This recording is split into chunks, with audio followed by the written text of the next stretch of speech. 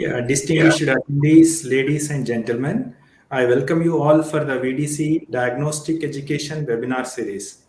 Today we are very honored to have Dr. Prasad Babu, a renowned surgical gastroenterologist and head of the department, Yashoda Hospital, Secunderabad, joining us today as a distinguished panelist. Dr. Prasad Babu has a wealth of expertise in this field of rectal cancer, and his insights promise to enrich our discussion and deepen our understanding of this critical aspect of gastroenterological care related to rectal cancer. And again, I am very privileged to introduce Dr. Vikram Reddy, a dynamic and accomplished young radiologist from Vijaya Diagnostic Center, Panjagutta branch. And Dr. Vikram has done his MD radiology from KEM Hospital, Mumbai. And his presentation promises to be enlightening, and we eagerly anticipate his valuable contributions to our panel discussion and presentation. With this small introduction, I invite our guest speaker, Dr. Prasad Babu, sir, to share his views on the rectal cancer imaging. Over to you, Dr. Prasad Babu. Yeah. Krishna, thank you very much. Am I audible now? Yeah, audible. Yeah. Hi, Vikram. I think best wishes to you for the presentation. Yeah. Now, I think you want me to give remarks now or end of the presentation? How is it like? So I think I'll just start some opening remarks. Then he can present. Then we can have some discussion by the end. I think that would be okay. I think basically. Sure. Is it okay, Krishna? Yeah, sure. Yeah. I think we all know a lot of progress and advancement in, especially in GA malignancies, both in the sense of imaging and also the treatment aspects, both in the terms of chemotherapy, radiation, oncology, and surgery. A lot of improvements are there. Simultaneously, all these improvements happen because of you people, what you have done, a lot of great advancements in the imaging. We all know earlier days we used to depend only on some CT scan, lot of things, and now I think especially in rectal malignancy, MRI has came into a vogue, and I think it has been there in the past 2 decades. But day by day, I think you people have done a lot of advancement in the sense of not only giving an just anatomical configuration of the tumors, but also giving some insights into the biology of the tumor based upon your preoperative imaging, and also post-therapy, again doing an imaging, assessing the response, giving some sort of information not only for the feasibility of surgery and also the prognosis, a little bit information, whatever you can throw some lights into the due course of his prognosis of that disease and all. I think I'm sure all these discussions will come across once Dr. Vikram is going to present. I think we'll let us start his presentation, and then we'll give some. Thank you, Prasad sir. Yes, thank you, Prasad sir, for accepting the invitation. I firstly thank Vijaya Diagnostics for providing this opportunity to present in this webinar.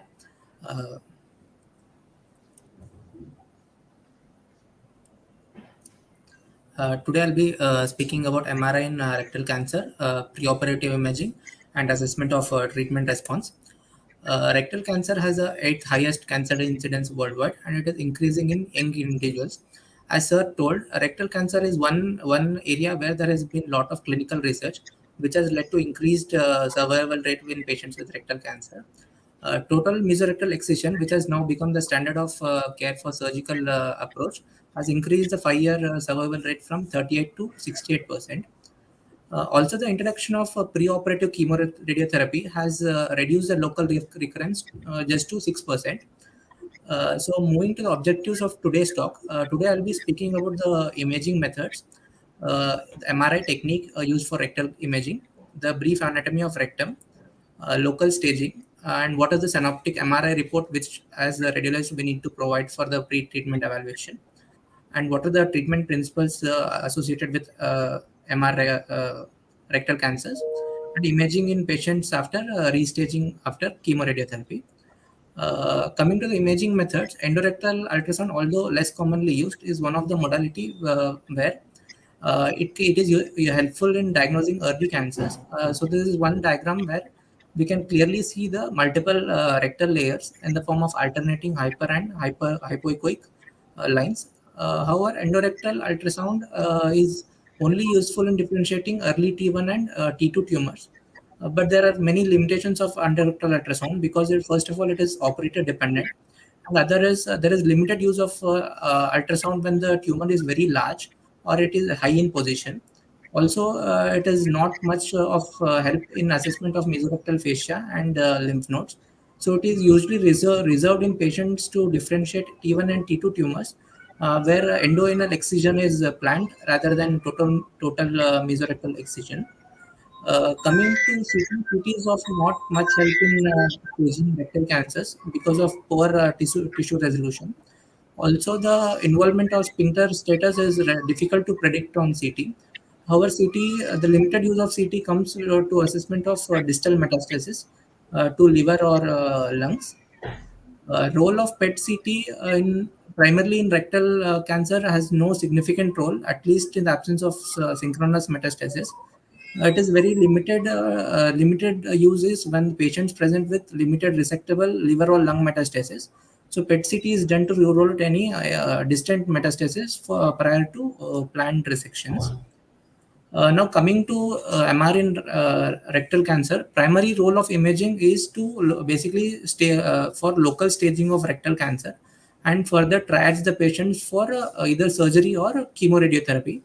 It is also useful in assessment of sphincter complex involvement in lower rectal tumors.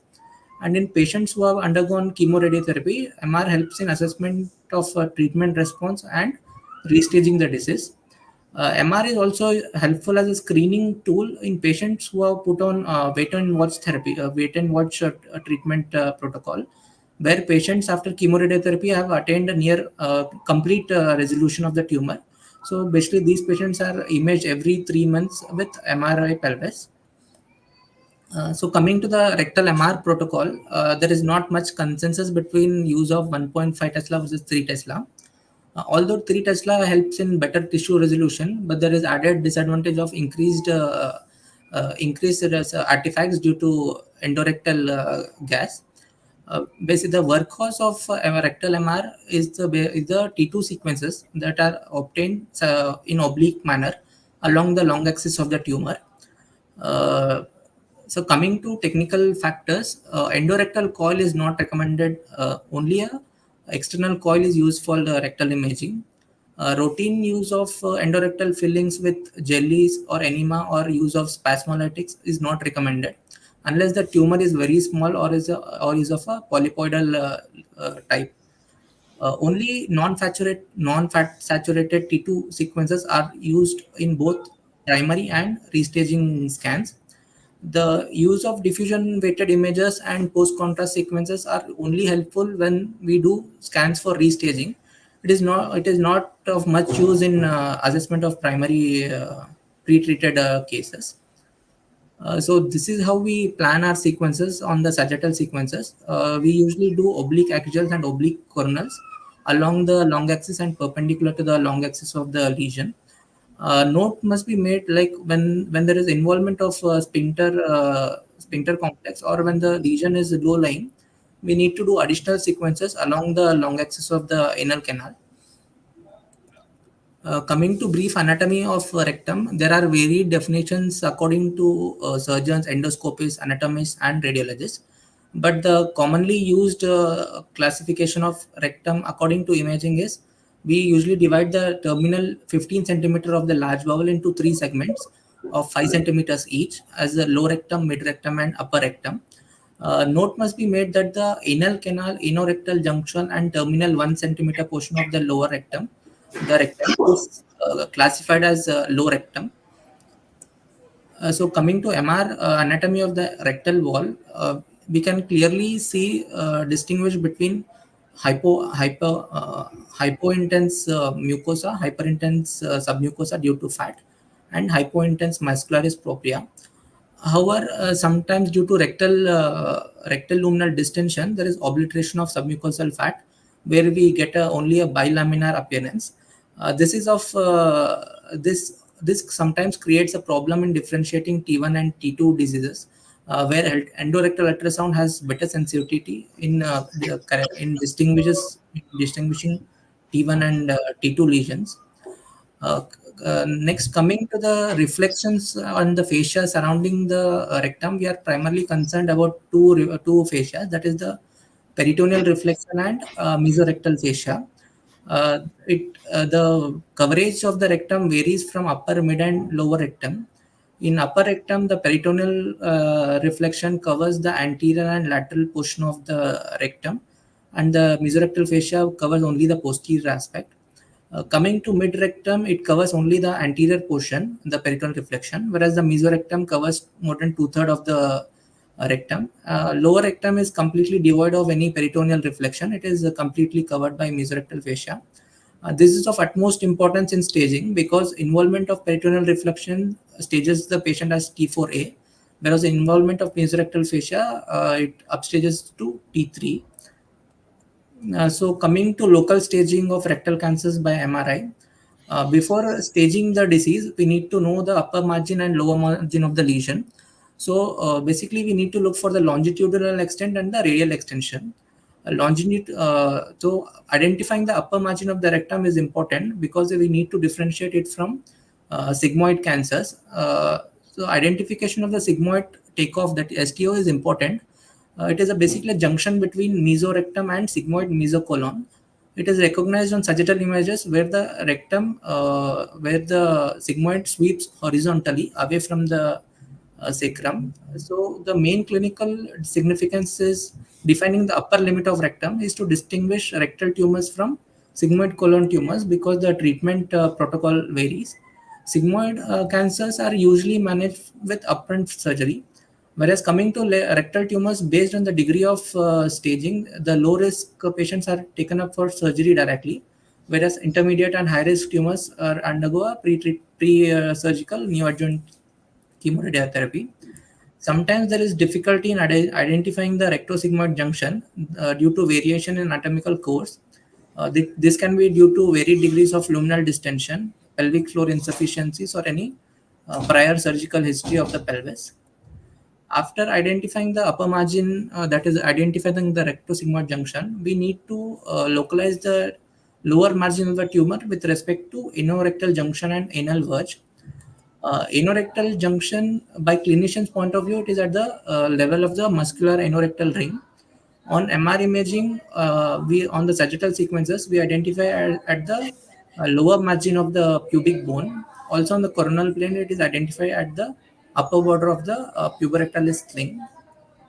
Few other lines like dentate line, that is a transition between columnar and squamous mucosa, is not recognized on imaging. It is not helpful imaging per se. Anal verge, it is a transition between epithelium of the anal canal and the perineal skin. This is used as a landmark for both radiologists and endoscopists. Anal margin is not of much use imaging per se. So this is how we identify the anorectal junction, where there is sharp change in angulation between anus and rectum. It can also be identified by a line joining from the lower margin of the pubic bone and the sacrum. So defining the tumor location with respect to anal verge and anorectal junction is of utmost importance for the clinician because it is helpful to determine whether there is sufficient margin available between the lower margin of the tumor and the anorectal junction so that the surgeon can plan a lower anterior resection and create anastomosis. Coming to T staging, that is the radial extension of the tumor. It is done as T1, that is invasion of submucosa. T2, it is invasion of muscularis propria.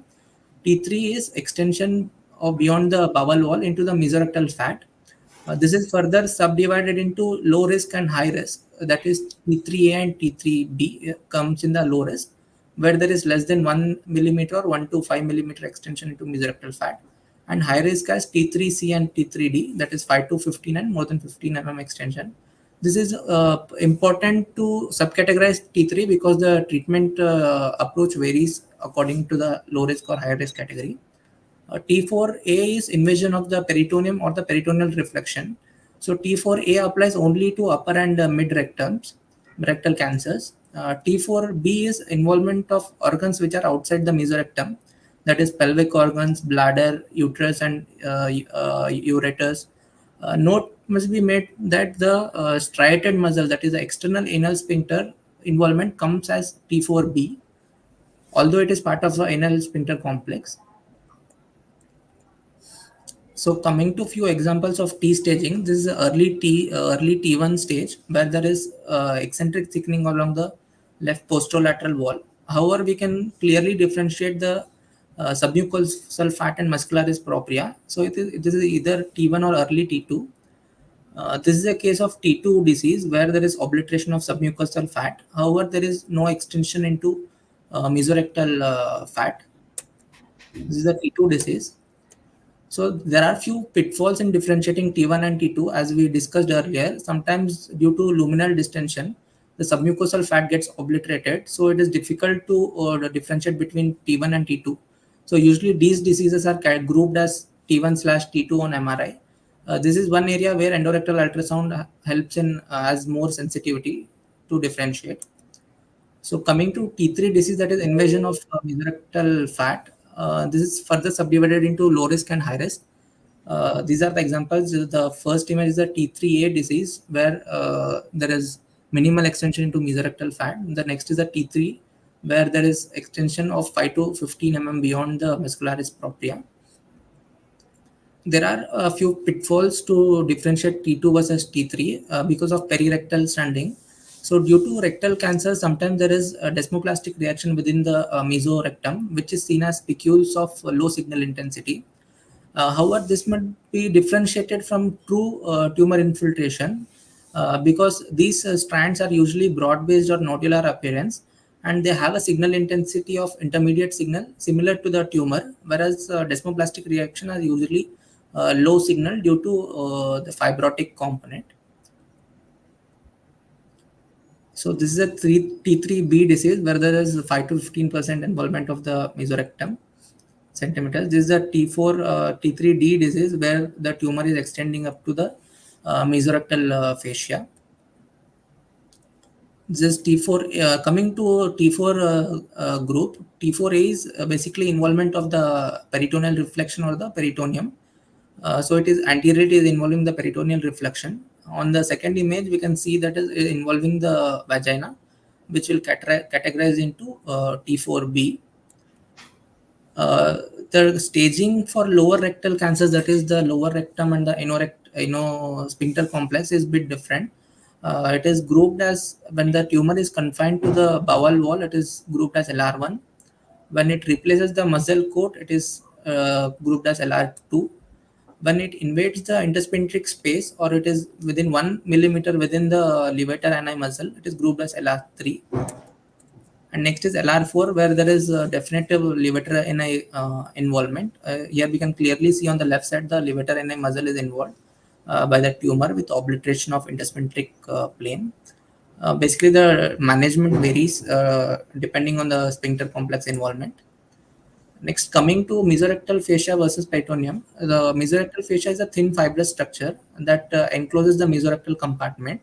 So on T2 imaging, we see it as a thin hypointense line surrounding the mesorectal fat.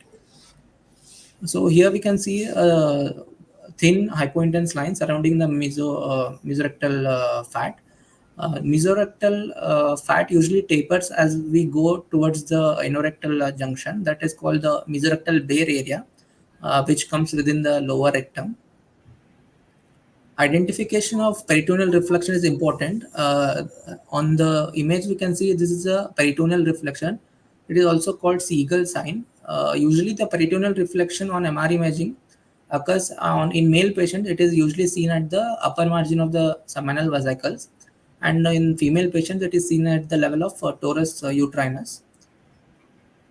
So coming to mesorectal fascia involvement, that is T3 disease, we on imaging, mesorectal fascia is involved when the tumor invades the MRF directly, or when the margin between the tumor and the lesion MRF is less than 1 millimeter, or sometimes when there is extramural vascular invasion, or if there are any irregular nodes, suspicious nodes, or tumor deposits which invade or within 1 mm of the MRF. So even those are considered as mesorectal fascia involvement. The fascia involvement differs from high, mid, and lower rectum, since due to the varied coverage by peritoneal reflection mesorectal fascia. In high rectum, the anterior, if the tumor is invading the anterior fascia, it upstages to T4A. Whereas in lower rectum, if the anterior fascia is involved, it is basically involvement of the mesorectal fascia.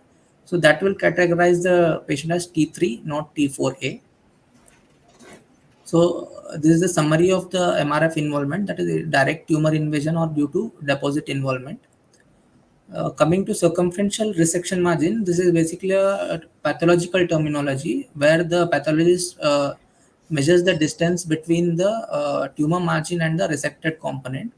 So CRM is the surgically dissected surface of the rectum corresponding to the non-peritonealized portion of the rectum. So CRM applies only to mid and lower rectum. So it is usually applicable for tumors below the peritoneal reflection. So CRM is assessed by measuring the shortest distance between the outer margin of the tumor deposit or node from mesorectal fascia. So in this image, we can see that the tumor is quite far from the mesorectal fascia. In this, the distance between is between around 1 to 2 mm between the tumor margin and the mesorectal fascia. In this image, it is definitely involving the mesorectal fascia. So it has classified as CRM negative, CRM threatened, or CRM positive. Next, coming to anal canal and pelvic floor anatomy. So we need to know the sphincter complex anatomy. That is, the wall of the rectum continues as an internal sphincter, whereas the striated muscle of the levator ani and puborectalis continues downwards as the external anal sphincter and intervening intersphincteric space. So in patients who with lower rectal tumors, note must be mentioned of a special note must be mentioned of the involvement of sphincter complex, because involvement of external sphincter will upstage the disease to T4B. And also we need to mention what is the status of involvement of the pelvic floor muscles, that is the iliococcygeus, pubococcygeus, puborectalis, and levator ani muscles, other than the sphincter complex. Next, coming to extramural vascular invasion, that is EMVI. There is a grading of EMVI. Basically, we are concerned with grade 4 and grade 5, that is positive EMVI. So in grade 4 and grade 5, we come across intermediate signal intensity areas within the vessels associated with vessel expansion and contour irregularity. EMVI can be continuous or discontinuous from the adjoining tumor. EMVI is one of the indication for neoadjuvant therapy under ESMO guidelines, but it is not part of NCCN guidelines. So involvement of EMVI, involvement of sphincter complex, although not part of the routine NCCN guidelines, it will significantly improve the approach for therapies based on the involvement. So this is one example where we can see a nodular structure arising from the left lateral wall of the rectum, and also a tumor deposit. So linear nodular structure along the rectum is classified as EMVI positive. Next, coming after T staging, coming to nodal disease, the nodes for CR rectum can be divided as regional lymph nodes or non-regional lymph nodes. Under regional lymph nodes, we get mesorectal lymph, which are within the mesorectal fat, also which drain into superior rectal nodes and inferior mesenteric nodes. Next under regional lymph nodes, we come across lateral group, that is the internal iliac and the obturator groups. In non-regional lymph nodes, that is metastatic lymph nodes, we get external iliac, common iliac, and inguinal. Inguinal is considered as a regional lymph node in cases with anal cancer. However, it is considered as non-regional or metastatic in upper or mid-rectal cancers. So in our report, we need to mention the level of the highest suspicious node, that will be helpful in choosing the radiotherapy field. Mucinous lymph nodes, that is T2 hyperintense lymph nodes, are always considered positive. uh, we need to make a special because in the staging it usually considers the number of positive lymph nodes. However, in our report we need to separately mention whether there is lateral group involvement, because under the standard TME surgical therapy, the surgeon dissects the plane between the mesorectal fascia. So the lateral group might be missed in these cases. So special mention must be made of the lateral group lymph nodes. So these are the examples of the mesorectal lymph node and the lateral group obturator lymph node. So criteria for mesorectal lymph node involvement in rectal cancers.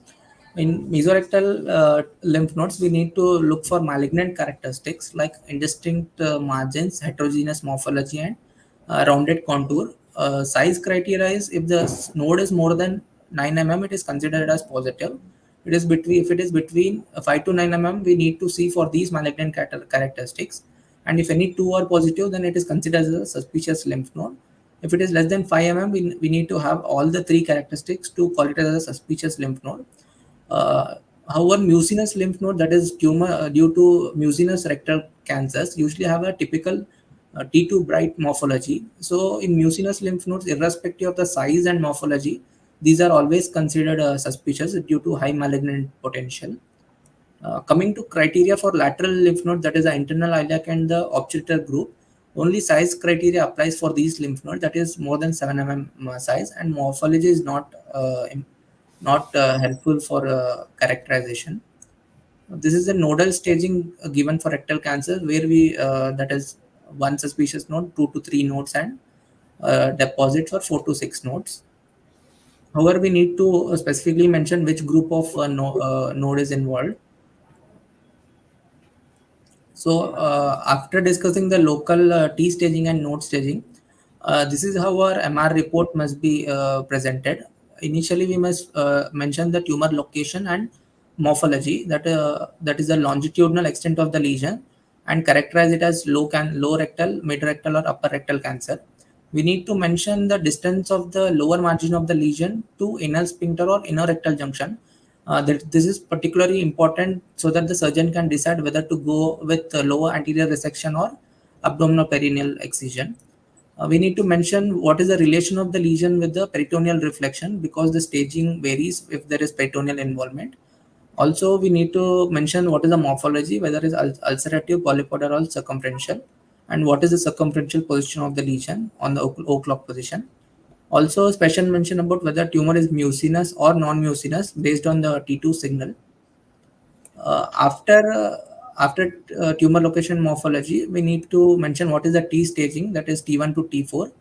We need to mention what is the status of mesorectal fascia involvement and extramural depth of invasion, categorized from T3A to T3D, and the CRM status as negative, threatened, or positive. Are there any deposits, lymph nodes, or EMVI within 1 mm of the mesorectal fascia?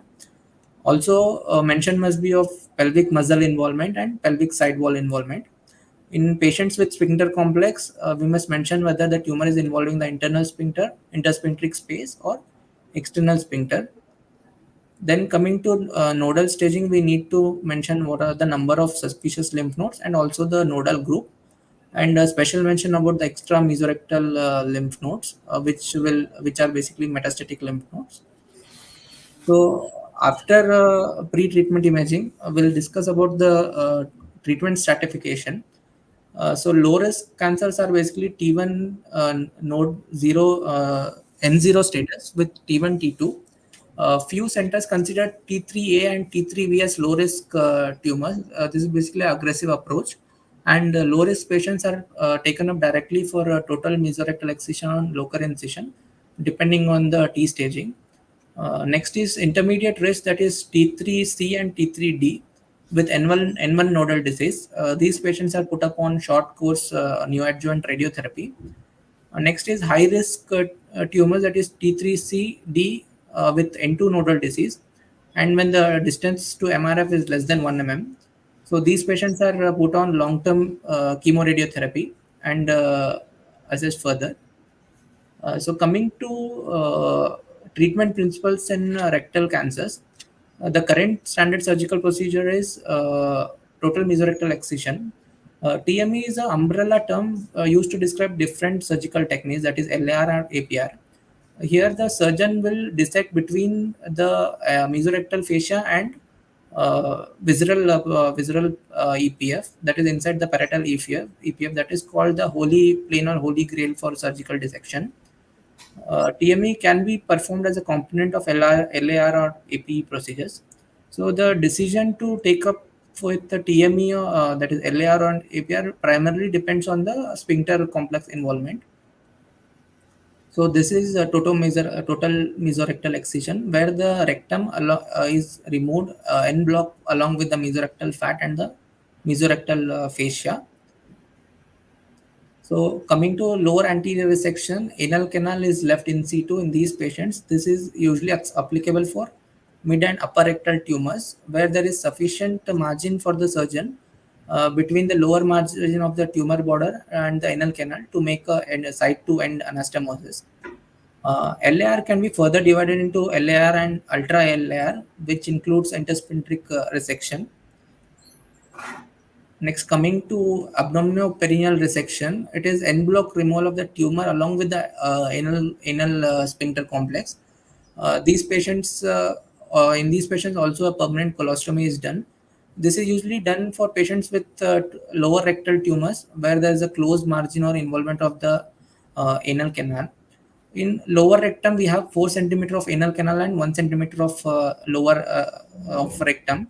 That 1 centimeter area is called the mesorectal fat bear area. It is called fat bear area because the mesorectum usually converges towards the rectum, where there is very less amount of fat between the tumor and the mesorectal fascia.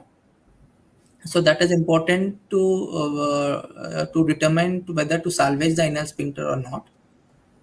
So this is the plane of dissection in standard APR, where the plane passes lateral to the external anal sphincter. The other is a intersphincteric APR, where sphincter function is preserved. The other is extralevator APE, where there is a locally advanced tumor infiltrating the pelvic side muscles. So even the levator complex is removed along with the tumor. Organ preserving strategies, these are basically done when there is complete shrinkage after neoadjuvant chemotherapy. There are various types of local excision, that is transanal excision or microscopic surgeries.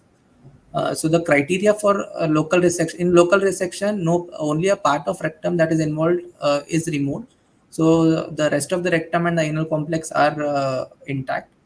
The criteria for local resection is when it is a T1 disease and it is small in size of less than 3 centimeters, when the lesion is within 8 centimeter of the anal verge, and it is usually involving less than 30% of the rectal wall circumferences. This is the criteria for local excision, which has obviously good outcome. Next, coming to chemoradiotherapy, the first line chemotherapy agents are fluorouracil or capecitabine based regimens. Optimal time for surgery after chemoradiotherapy is usually 5 to 15 weeks after neoadjuvant chemotherapy. So there is a wait and watch approach, where after chemoradiotherapy, few patients attain complete clinical response. So that is no tumor visible on imaging. So these patients are usually put on routine surveillance by physical examination, endoscopy, and screening MRI every 3 months instead of going for upfront surgery. So coming to post chemoradiotherapy assessment of rectal cancers, that is restaging after NACT.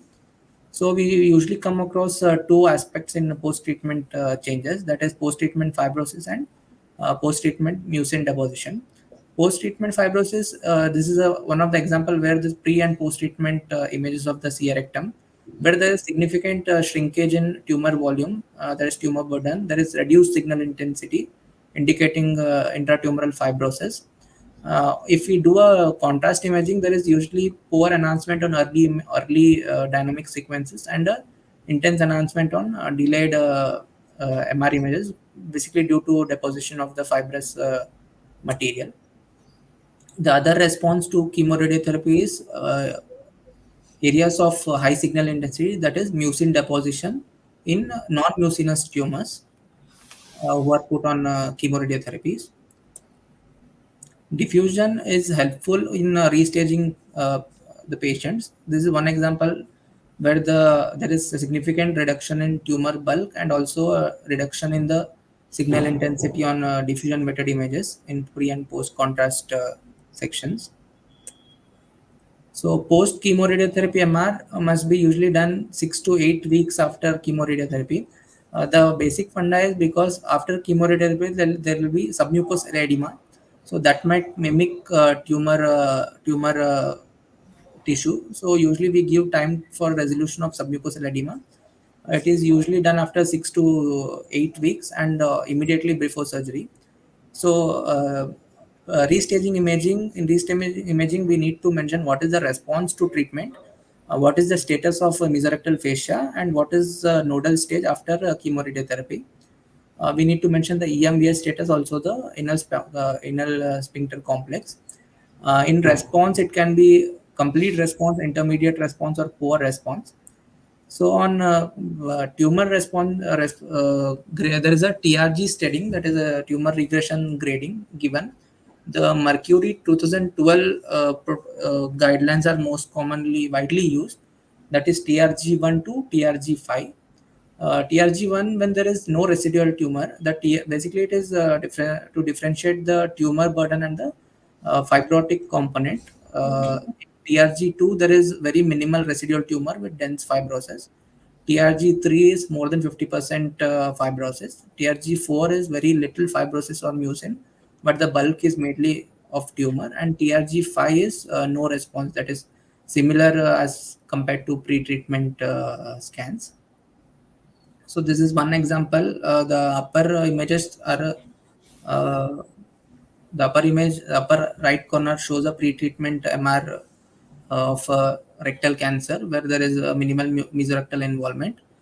So on post-treatment images, there is mild reduction in volume. However, there is significant reduction in signal in the form of hypointensity. Also on ADC sequences, there is reduction in hypointense ADC signal. So here there is dense fibrosis within the lesion with very minimal uh, tumor along the mucosal margin. So this is a TRG grade 2. Uh, this is TRG grade 3 where there is significant reduction in bulk of the tumor. However, there is residual tumor along the anterior and posterior walls. So after the assessment of the local tumor, we need to assess the nodal response after chemoradiotherapy. So decrease in size obviously indicates treatment response. However, it is of limited use. We can also make use of the morphological criteria, which we discussed earlier. Hypointense speculations surrounding the nodes indicates fibrosis. When there is interval development of high signal intensity, usually indicates mucin degeneration, that is tumor response. Diffusion weighted imaging, it has strong negative predictive value. That is absence of nodal signal intensity is suggestive of node negative status. However, not all diffusion positive nodes are malignant nodes. Role of PET CT is not clear in nodal response. So finally, there are many pitfalls in imaging rectum, like in post-treatment imaging. Sometimes edema can overstage the tumor, or underestimated residual tumors can understage the tumor. Sometimes benign lymph nodes with mixed signal intensity can be overstaged as malignant lymph nodes. Also, sometimes due to chemoradiotherapy, there will be extensive, massive fibrosis surrounding the tumor, which might lead to overstaging the disease. It might be misinterpreted on MRI. Also, sometimes fibrosis post therapy can be interpreted as extramural vascular invasion. So we need to be clear about the definitions of EMVI, CRM, and T staging, and the post-treatment changes of fibrosis and mucin. Thank you.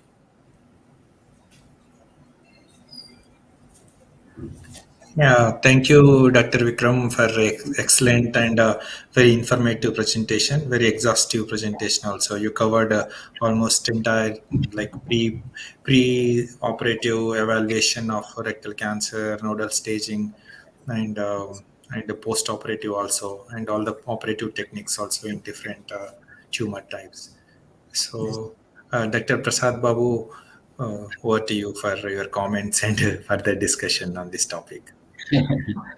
I think it's a very nice and exhaustive presentation. I think he has Thank you. covered entire CA rectum imaging treatment modalities in a nutshell in a I think reasonably short time, and I think he could able to give the whatever the current standards of the care and imaging all this stuff.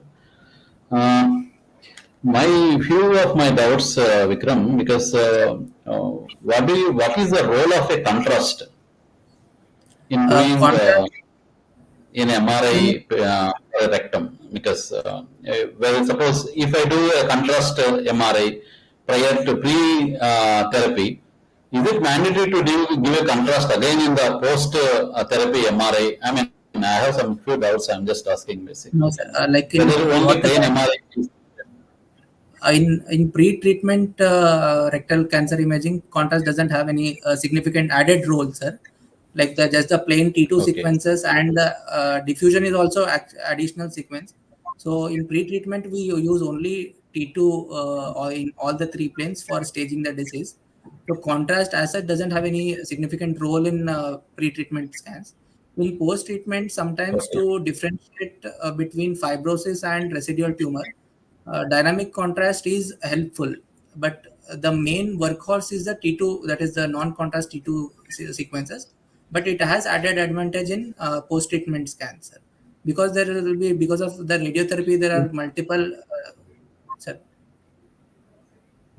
sir, Yeah. you So continue. you mean to say that there is no role for giving an IV contrast MRI? Just simple normal MRI with different sequences will be enough in a Yeah. pre-surgical pre-treatment imaging of the Yes. rectum. So what is the best modality you suggest? Suppose I have a patient with of a CA rectum. I say CA rectum in the sense for our discussion part here we call it as mid and lower rectum. Basically, Yes. anyhow, upper rectum, rectosigmoid and all where there is different entity where the MRI role is not that much. Not And required. here in this, I have a patient. So what is the best imaging modality you suggest for this patient? Because given a scenario where For in mid a and mid lower rectal, MRI is rectal the or lower image of rectal, choice, sir. Because we are mainly concerned about the sphincter status in these patients. yeah. So So for that MR, there is no alternative for MR for assessment of sphincter status. yeah. So here, would you like to add one more modality to look for, like if you say that given a scenario, you would like to say that you MRI, I will do MRI, and for a systemic, I would like to add a PET or CECT Yes, triphasic because yes, we sir. confine to down because before that doing a stage 4 Yes, rule out stage 4 disease, you need another imaging modality, no? So in a nutshell, yes. For you have to encompass one or two. Like I just wanted that sort of CT, CT is for the I mean CT. viewers. Yeah. Yes, if the like primary tumor is of T4A or T4 B disease in the primary scans, then doing a contrast CT would be helpful to rule out lung or liver metastasis, sir. Like, not much role of PET in So as a these. clinician, what we Like yeah, if yeah. the So lesion actually, is of sir.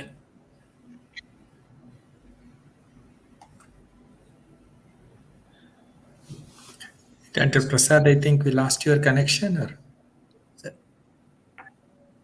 no, no, yeah, no, I'm okay. I Yes, think I'm not yes, okay.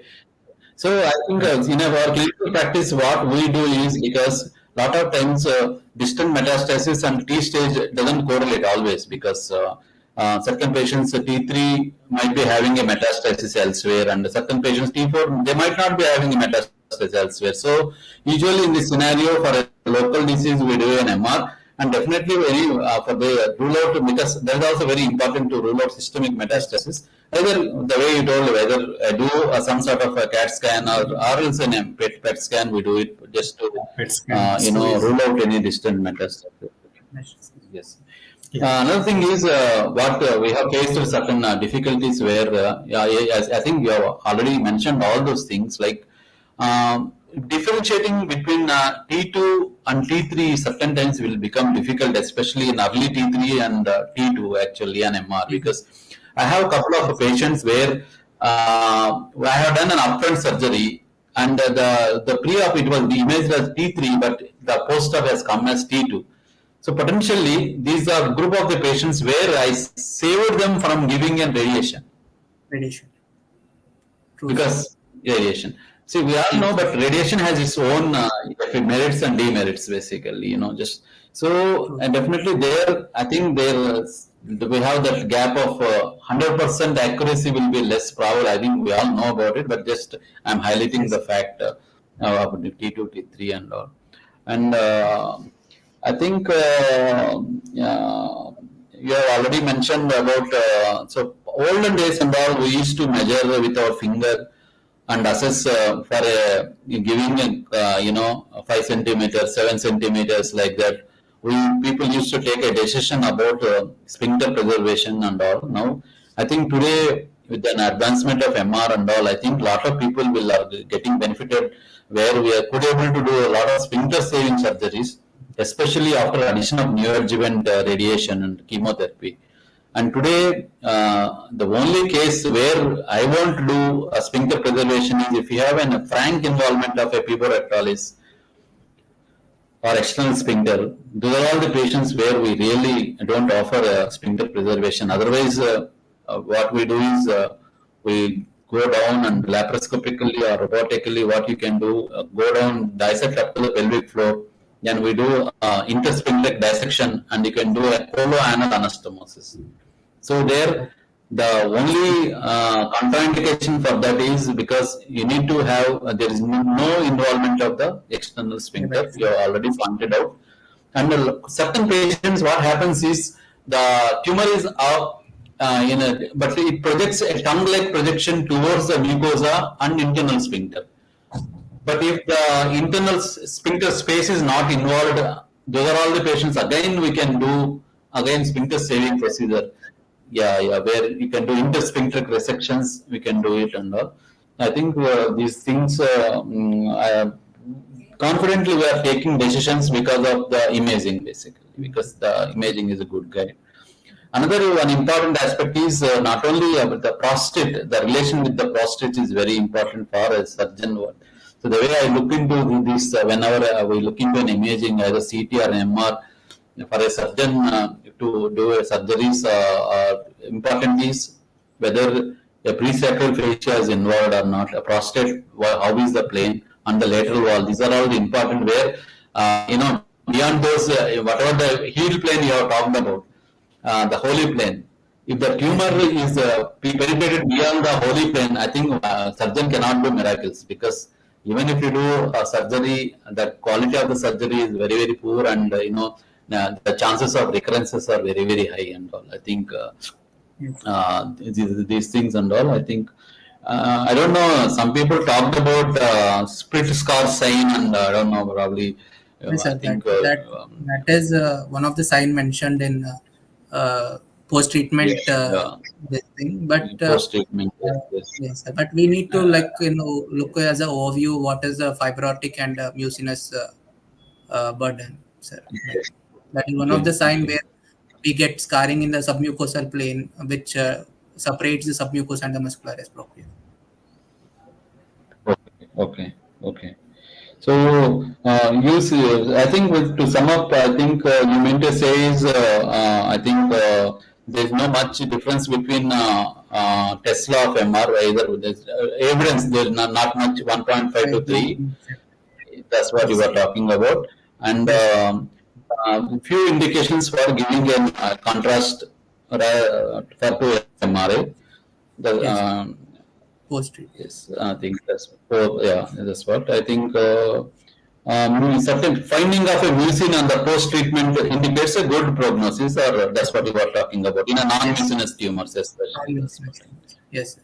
So I think good to see. I think radiologists, they are not only reporting, they are doing surgeries also, because looking at the images and all, you have come across delivered as if you have done surgeries and all. It's very appreciable, and it's nice. I think So because diffusion also, role of diffusion is very, very important, right? Yes, sir. Any kind of yeah, tumors nowadays, role of diffusion is always been there. Like it is easier to identify any restricted diffusion compared to any other imaging. Like if it is bright on the diffusion, that means that the tumor is active, like active tumor we can see versus fibrosis. In treated cases, Yes, diffusion weighted imaging is very helpful it helps. sequence. Yeah, low ADC.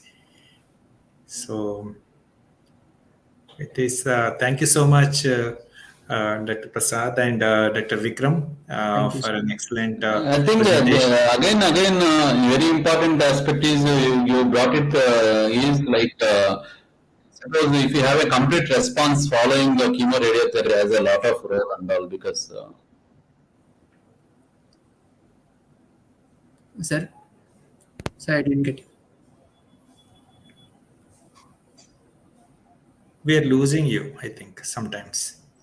yeah, I'm audible now. Yeah, Yes, Yeah, yeah, yeah, yeah, yeah, yeah. I think Krishna, is it okay? No? yeah, yeah, yeah. It's Vikram, okay. are you Yeah, audible now? yes, sir. It's audible, sir. yes, My yes, connection yes. is okay. It looks Yeah, you are audible right yeah, now. yeah, yeah, fine. So I think, as he rightly pointed out, the real assessment of the people who got a full response, complete response after chemo radiation. I Yes, think periodic checkup with the MRI, I think there's also very significant yes. importance of Yeah, doing an Better news. interpretation of a. So you need to have a good radiologist to interpret the images, and also have an periodical follow-up and very close follow-up it is required for those patients. Yeah, because Yes, we know that there are around close to 25 to 30% of the people they respond. You have a complete pathological response, but identifying and picking up the patients is a challenge, and especially continuing those patients without any further treatment, that is also a great challenge. And there, the collaboration of the radiologist and the treating physicians are, I think, plays a lot of role, I believe.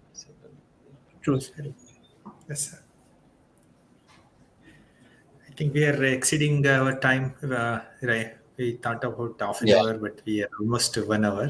So, yeah, yeah, so yeah, yeah, very yeah, fruitful discussion on rectal cancer. I think this is one of the best discussions related to rectal cancer imaging, as well as the treatment, post-treatment response evaluation, and all that. Thank you so much, Prasad Babu sir, for sparing your valuable time, and Dr. Vikram for an excellent Thank you, presentation. sir. Yeah. Thank you, sir, for your thank insight. you. Thank Yeah. you, sir. With this, I think we'll end the session. Thank Thank you so much. you, Krishna. Thank you Thank for you, Vikram. Thank you. thank you for Thank insights. you. Thank you.